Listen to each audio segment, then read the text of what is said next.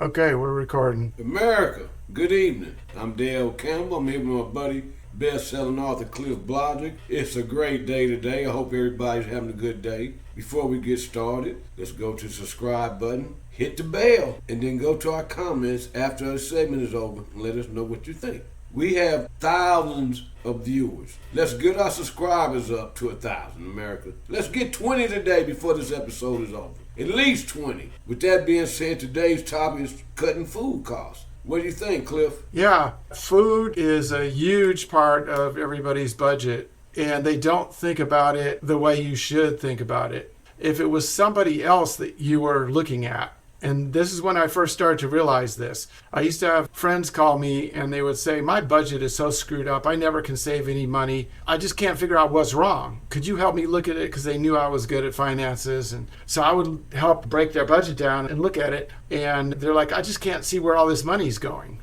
Every single time, pretty much, it was about food. I'd get in there and I'd say, okay, so there's all this money coming out of your account. Like you go into the ATM all the time. What are you spending this money on? And they're like, I don't know. I didn't buy anything. I didn't buy any new clothes, and I don't drive that far. Turns out it was food. Always food, restaurant food. So the number one thing as far as cutting costs is getting a hold of your food budget. At least that's a big thing. I've seen people that can spend thousands of dollars on food if they're going out all the time. It also is absolutely horrible for you. Restaurant food is the worst thing you can possibly eat because they want you to come back. So they want to elicit what's called a dopamine response, which is the response that your body gives you when you eat foods that are high in sugar, salt, and fat. So they lace the food with high amounts, higher than what you buy at the grocery store, which is already bad. And their idea is to give you this dopamine response when you come in there, which is like you're getting high off the food, basically. Then you'll get addicted to it. It's a food addiction is what it is. And then you just have to come back and get more. And that's the whole idea of the thing. Let's use the analogy of your car. With your car, you put in regular gas, like 87 octane gas, if that's what your car is supposed to take. You don't experiment around and say, well, I'll put diesel in my car, see what will happen. Or put pancake syrup in my car, or salad dressing, or you don't do that because you know that will clog up your fuel system and burn out your motor and that you're going to have expensive car repairs. So you wouldn't even think of doing something like that. I mean, in all your life, Dale, have you ever been sitting there at the gas pump and thought, okay, I'm going to grab the water hose instead? Never. Because you know that the car takes a certain type of fuel and then you give the car the fuel that makes it run the best. Right. But we don't do that with our bodies. We don't think about what kind of fuel is going to make our bodies run the best. We eat damn near anything based on what makes us feel good and based on social pressure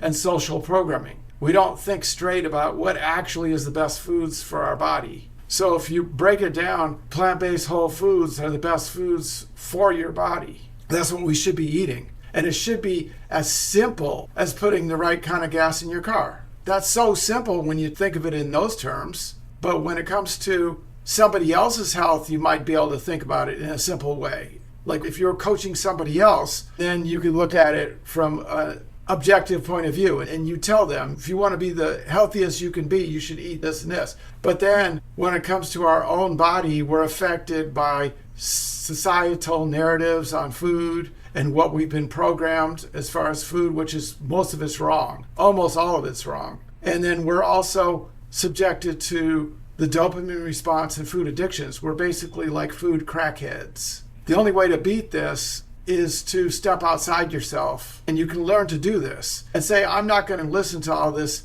confused garbage in my brain. I'm going to step outside myself and look at it from a detached standpoint, purely based on what is best for me, what's best for my health, what's best nutritionally, and what's best for my financial situation, and look at it from that standpoint. And so that ability to think outside ourselves is a key to this, because otherwise this brainwashing that we've been exposed to, that they call the mainstream narrative, it's what's accepted in our society. It's almost impossible to step outside that and get beyond it unless we look at it from the standpoint of somebody else. or from the standpoint of making an effort to pull back and look at the big picture and step outside ourselves and say, okay, my inner food crackhead that wants me to eat all this garbage, I'm going to step outside myself where I can look at that food crackhead and say, man, forget it. Get out of here, food crackhead. I'm not listening to you anymore. So listen, when we talking about food costs, okay,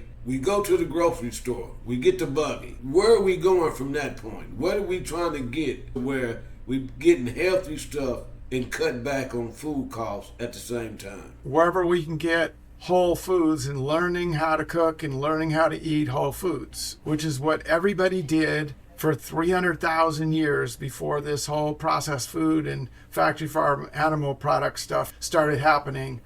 150 years ago it started, and then it started getting real bad in the last 100 years. Before that, you didn't see obese people at all. Very rare, like 1 in 500 or something. This processed food started happening. Then you started having widespread obesity. Wide-scale obesity is not normal. It's not a normal thing. This is a total historical abnormality, having this widespread obesity. We need to realize why we have it, what's causing this, and then go the other direction. Say, okay, we're going to reject all the things that are causing this. And it's not just obesity, it's chronic disease. Widespread chronic disease in over half the population was never a thing 100 years ago. This is only something recent, and it's caused by the food we're eating. But it's extremely difficult to get a grip on this while we're in the mindset of what made it happen in the first place. There's many aspects to the social narrative around food. It basically shackles and chains us into a certain routine of behavior. Because if we pull back, we can actually see the narrative. Then it's, now I see it. But if you're in it, you can't see it. And so if you're in it, your mind overcomplicates all this stuff.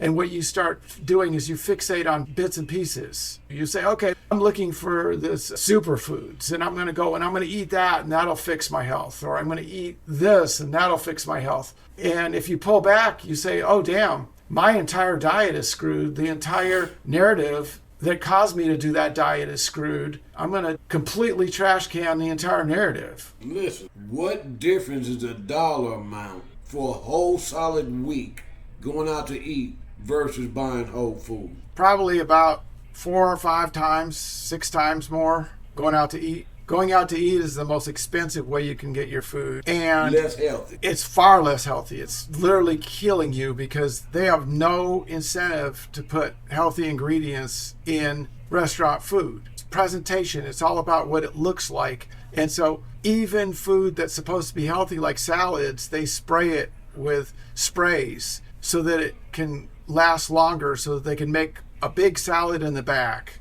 and then just put some of that salad on your plate, and then an hour later put more of it on the next person's plate, and then 2 hours later put more of it, and they don't want it wilting and going bad and looking bad, so they spray it with these antioxidizer food enhancers. And this is routine in the restaurant business for them to do this. If it's inhibiting the natural ability of microbes and oxidants to oxidize the salad, that's the same thing it does in your digestive system. It inhibits your ability to digest it. That's just one thing they do out of hundreds, but it's all about making their business more profitable. It has nothing to do with what's making you healthy. They have little or no interest in your health. And a lot of this stuff is set up by food system companies that supply the food. And so the restaurant people, a lot of them don't even understand what's going on because they just follow the recommendations of the people that are supplying the food to them. So they think they're giving you healthy food. They honestly believe that. But the restaurant supply people, they know better,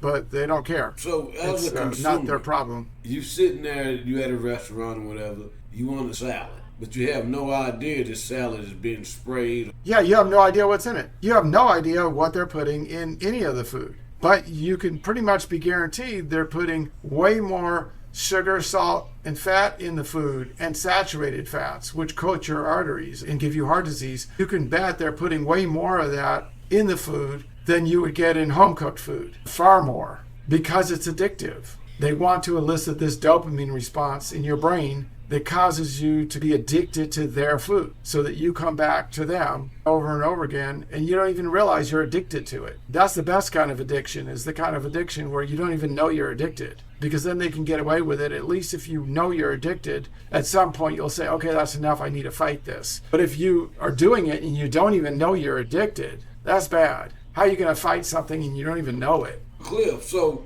when you talk about the food costs, cutting back on food costs, so what are we really saying to them as far as going to the grocery store on cutting back on the food costs? For one, raw ingredients are far cheaper.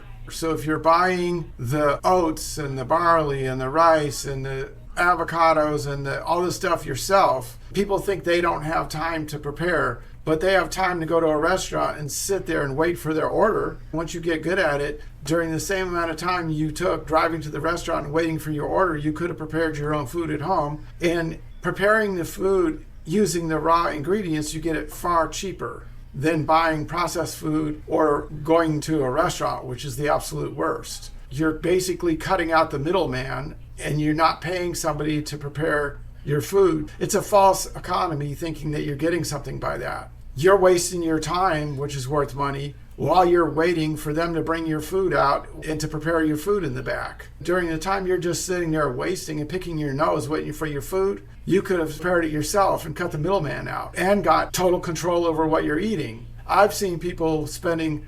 $1,000-2,000 plus per month on restaurant food, and they were in total denial. I said, I challenge you. I want you to keep your receipts for an entire month. We're going to start today, and then 1 month later, we're going to come back and be honest. Don't cheat. Every single thing you buy, keep the receipt. And at the end of the month, we'll add it all up and see what your pile of receipts added up to. And when they do it, they almost fall out of their chairs every time. They're just shocked. It'd be $1,500, $2,300, just unbelievable. And I'm like, okay, let's just look at those same meals and add up what it would have been if you would have fixed yourself Whole Foods, and then it'll be like $300, $200, something like that. It'd be like 10 times less sometimes, especially if they're going out to expensive restaurants. And so this tends to happen. People that are dead broke, they go to fast food restaurants, which decimates their health, and they still spend a lot of money. But then when people earn more money and they've got these professional careers where they're earning 100 grand a year, 150, 200 grand a year, then they start going out to fancier restaurants. We'll have episodes on what it looks like to go plant-based, what it actually looks like from the standpoint of breakfast, lunch, and dinner. And we'll look at these and see what your options are. We'll go into the kitchen. Instead of just sitting here in front of the camera, we'll actually go into the kitchen and walk through this. It'll make a lot more sense. But we just went over the financial aspect of how much money people are actually wasting on food. And it's worse than wasting money. If I just took dollar bills and I tore them up, that'd be wasting money. But if I'm sitting there paying my hard-earned money for something that's actually making me sick, it's worse than wasting the money. That's like using my own money to sabotage myself. That's how this needs to be looked at. Learn to stop sabotaging yourself. So it's been good. And we'll see you on the next one, Dale. America,